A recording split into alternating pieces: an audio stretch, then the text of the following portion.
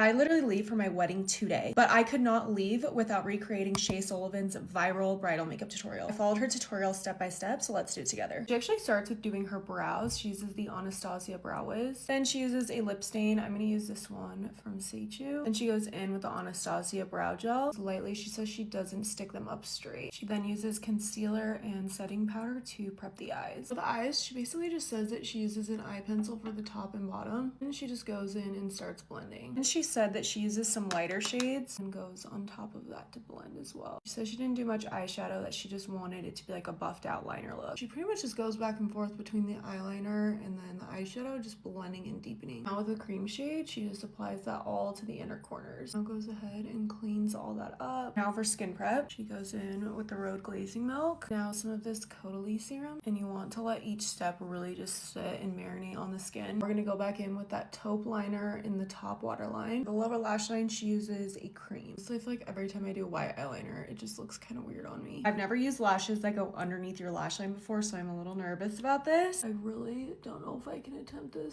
I'll be right back. Okay, honestly, guys, that took me way too long. She goes in with her primer. She starts with the hydrated one. This is the Armani Luminous Silk Primer. Now she uses Secure the Blur. This is one size. And she adds this to her T-zone. Now, this is a hack that I'm actually really excited to try. She adds the Inglot Duraline to her House Labs foundation, basically waterproofing your foundation. She applies it with a flat brush first, and then blend with a fluffy brush. Now she goes in with the cream bronzer, and I'm pretty sure that the one that she's using is the Makeup by Mario Skin Enhancer. She goes in with Did You Notice? This is the transition blush, Patrick Ta, and she applies this like all underneath her eyes. With a deeper blush, she said it's Makeup by Mario Watermelon. She applies this to the cheeks as well. Then we shape the nose. She does 2 layers for the under eye. She starts with the Natasha Denona color corrector. Looks like she takes her beauty blender and then blends that out. Now we go on top of that with the House Labs concealer. Now she just adds a thin layer of this Duraline to a powder puff. She goes over the under eyes with it. Going to help with crying and all the things we need our under eyes to be perfect, so this is